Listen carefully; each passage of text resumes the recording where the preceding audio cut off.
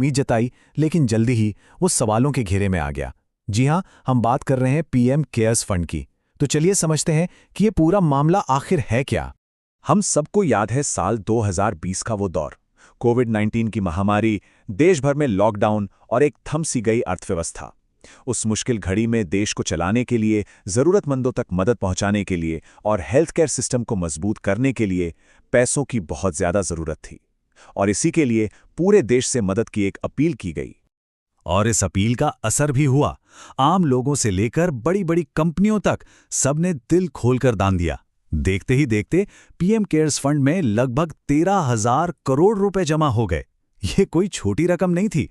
ये दिखाता है कि लोगों का इस पहल पर भरोसा कितना ज्यादा था। फंड तो बन गया, पैसा भी आ गया, लेकिन असली कहानी शुरू हुई इसके बाद। जब लोगों ने ये जानना चाहा कि ये पैसा आखिर खर्च कैसे हो रहा है, तो यहीं से पारदर्शिता और जवाबदेही पर एक ऐसी बहस छिड़ी जो आज तक जारी है। इस पूरे मामले की जड़ में जो सबसे पहला और सबसे बड़ा सवाल था, वो ये था कि आखिर पीएम केयर्स फंड है क्या? क्या ये एक सरकारी फंड है जो जनता के प्रति जवाबदेह है, या फिर ये एक प्राइवेट ट्रस्ट है? इसी एक सवाल ने सारे कंफ्यूजन की नींव रखी। अच्छा, कागजों पर तो इसे एक पब्लिक चैरिटेबल ट्रस्ट बताया गया। प्रधानमंत्री खुद इसके अध्यक्ष थे और देश के रक्षा मंत्री और गृह मंत्री इसके ट्रस्टी। और तो और इसे चलाया भी सीधे प्रधानमंत्री कार्यालय यानी पीएमओ से जा रहा था। तो पहली नजर में तो ये पूरी तरह से एक सरकारी पहल ही लगती थी। फिर एक नागरिक ने सोचा कि क्यों ना इस फंड के बारे में और जानकारी हासिल की जाए। इसके लिए उन्होंने आरटीआई यानी सूचना के अधिकार कानून का इस्तेमाल किया। और यहीं से इस मामले में एक ऐसा मोड़ आया जिसकी किसी ने उम्मीद नहीं की थी। पीएमओ की तरफ से जो जवाब आया वो सच में चौंकाने वाला था। जवाब में साफ साफ कहा गया कि पीएम केयर्स फंड कोई पब्लिक अथॉरिटी यानी सरकारी संस्था है ही नहीं, बल्कि ये तो एक प्राइवेट एंटिटी यानी कि एक निजी संस्था है, और इसीलिए इस पर आरटीआई कानून लागू नहीं होता। अब देखिए, एक सरकारी फंड और एक निजी ट्रस्ट में जमीन आसमान का फर्क होता है। सरकारी फंड का हिसाब किताब सीएजी रखता है, उसे आरटीआई के तहत जानकारी देनी पड़ती है और वो संसद के प्रति जवाबदेह होता है। वहीं दूसरी तरफ एक निजी ट्रस्ट इन सारी जांचों से आजाद होता है, ना आरटीआई का जवाब देना जरूरी, ना ही संसद को। लेकिन कंफ्यूजन की वजह यह थी कि पीएम केयर्स फंड हर तरह से एक सरकारी संस्था जैसा ही दिख रहा था। सोचिए, इसकी वेबसाइट का पता .gov.in पर था, जो सिर्फ सरकारी विभागों को मिलता है। ये अपने प्रचार में भारत के राष्ट्रीय प्रतीक अशोक स्तंभ का इस्तेमाल कर रहा था। तो एक तरफ इसे निजी बताया जा रहा था और दूसरी तरफ ये पूरी तरह से सरकारी पहचान का इस्तेमाल कर रहा था। तो जब आरटीआई का रास्ता ये कहकर बंद कर दिया गया कि ये तो एक प्राइवेट ट्रस्ट है, तो जानकारी हासिल करने के दूसरे तरीकों को आजमाया गया। लेकिन वहां भी एक के बाद एक रुकावटें ही सामने आईं। देखिए कैसे जवाबदेही के हर रास्ते को एक एक करके बंद कर दिया गया। आरटीआई को प्राइवेट ट्रस्ट बताकर खारिज कर दिया गया।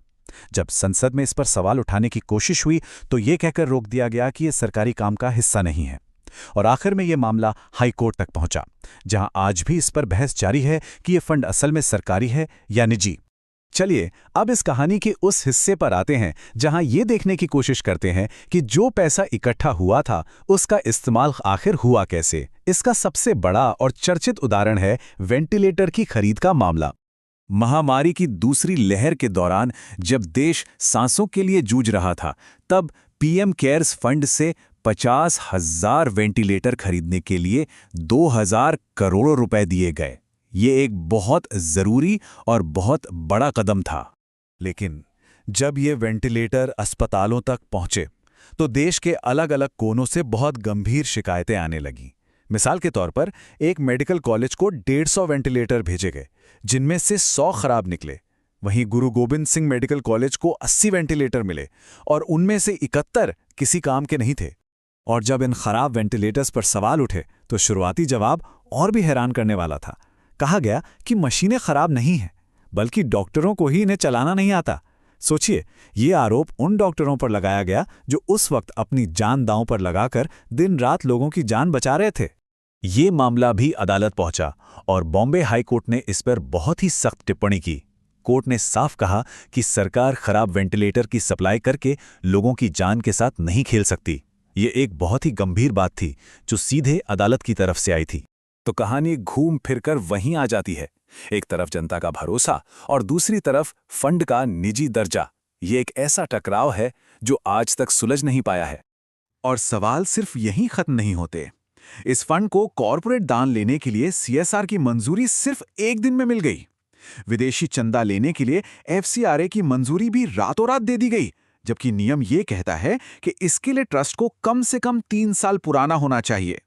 और सबसे बड़ा सवाल तो ये है कि जब पहले से ही एक प्रधानमंत्री राष्ट्रीय राहत कोष मौजूद था, तो फिर एक नए निजी जैसे फंड की जरूरत ही क्यों पड़ी? तो कुल मिलाकर बात यह है कि इस फंड ने काम तो एक सरकारी संस्था के अधिकार और छवि के साथ किया, प्रधानमंत्री के नाम पर लोगों से पैसा लिया, लेकिन जब जवाबदेही की बारी आई तो इसने एक प्राइवेट ट्रस्ट होने का दावा करके खुद को हर जांच से बचा लिया। और आखिर में ये कहानी हमें एक बहुत ही बुनियादी सवाल पर लाकर छोड़ देती है कि जब जनता के भरोसे और प्रधानमंत्री के पद का इस्तेमाल करके पैसा इकट्ठा किया जाए, तो क्या उसे निजी कहकर जवाबदेही से बचा जा सकता है? ये एक ऐसा सवाल है जिसका जवाब एक मजबूत लोकतंत्र में पारदर्शिता के लिए बेहद जरूरी है।